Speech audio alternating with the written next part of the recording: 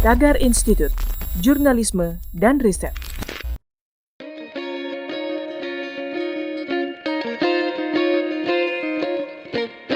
Halo Tagarians, para penonton Tagar TV dan juga pembaca Tagar ID, ketemu lagi sama saya, Cory Olivia. Hari ini saya ingin membacakan profil pilihan redaktur Tagar tentang tokoh revolusi Kuba, Che Guevara. Pada 1959, Che Guevara bersama duo Castro, Raul dan Fidel berhasil memenangkan revolusi Kuba dengan menumbangkan rezim Batista. Atas keberhasilan itu, Che diangkat menjadi menteri untuk menjalankan roda-roda hasil revolusinya dan Fidel Castro ditunjuk sebagai presiden. Che Guevara merupakan aktivis politik legendaris yang mengabdikan dirinya untuk meruntuhkan imperialisme dan mendirikan sosialisme. Perlawanan tanpa henti menjadikannya simbol pemberontakan dan revolusi. Sepanjang hidupnya, Guevara bekerja di berbagai bidang, mulai dari dokter, penulis, pemimpin gerilya, diplomat, dan juga ahli teori militer. Bernama lengkap Che Ernesto Guevara, lahir pada 14 Juni 1928 di Rosario, Provinsi Santa Fe, Argentina. Dia adalah anak tertua dari 5 bersaudara. Di usia muda, dia diperkenalkan dengan banyak perspektif politik kiri, sehingga meninggalkan pengaruh yang dalam bagi dirinya. Sejak muda, ia telah membaca karya-karya berbagai revolusioner dan pemimpin politik dunia seperti Karl Marx, William Faulkner, Emilio Salgari, dan Albert Camus. Guevara memulai petualangannya menjelajahi dunia dengan menyusuri Amerika Latin menggunakan sepeda motornya pada tahun 1950. Selama di perjalanan, dia dibuat bingung oleh eksploitasi yang kejam terhadap orang miskin. Tapi di saat yang sama, dia juga kagum pada keramahan yang masih ditunjukkan oleh orang-orang yang putus asa dalam kemiskinan, sehingga menumbuhkan tekad pembebasannya.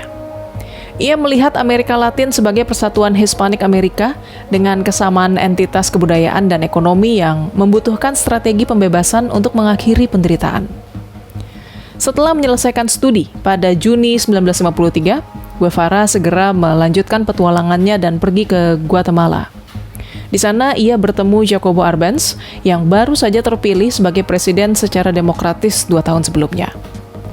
Guevara melihat Arbenz melakukan revolusi dengan menggagas reformasi agraria dan memutus sistem latifundia yang menekankan kepemilikan tunggal lahan tanah yang luas. United Fruit Company, perusahaan buah milik Amerika di Guatemala, terkena dampak kebijakan Presiden Arbenz. Hingga akhirnya kudeta atas Arbenz terjadi pada 1954 oleh sayap kanan Armas dengan dukungan CIA. Kejadian ini menjadi titik balik bagaimana Guevara melihat Amerika tidak menyukai model pemerintahan yang berhaluan kiri dan progresif, yang sedang berjuang memperbaiki ketimpangan sosial ekonomi di Amerika Latin. Sejak itu, ia melihat sosialisme harus diwujudkan lewat revolusi bersenjata untuk mengusir para imperialis. Lalu Guevara meninggalkan Guatemala dan bertolak ke Meksiko. Di sana, ia bertemu Fidel dan Raul Castro, kakak beradik tahanan politik yang sedang mempersiapkan penggulingan diktator Fulgencio Batista di Kuba. Guevara kemudian bergabung dalam gerakan 26 Juli yang memulai serangan ke Kuba melawan tentara Batista. Memulai kerja revolusionernya dengan menjadi dokter medis bagi para gerilyawan, Guevara akhirnya ikut mengangkat senjata. Seperti yang sudah saya sebutkan di awal tadi, bahwa Guevara, Fidel, dan Raul Castro beserta para pejuang lainnya berhasil memenangkan revolusi Kuba pada 1959. Che Guevara kemudian didapuk menjadi Presiden Bank Nasional Kuba dan setelahnya menjadi Menteri Industri. Semasa itu, ia berkeliling dunia sebagai duta Kuba, mengunjungi negara-negara dunia ketiga, termasuk ke Indonesia menemui Soekarno.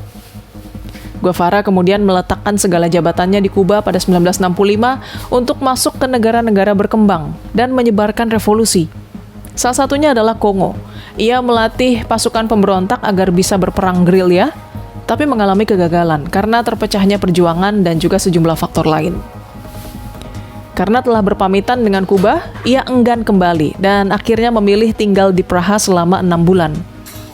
Tapi pada 1966, Guevara diam-diam kembali lagi ke Kuba dan melanjutkan perjalanan ke Bolivia, memimpin pasukan pemberontak terhadap pemerintahan René Barrientos Ortuño.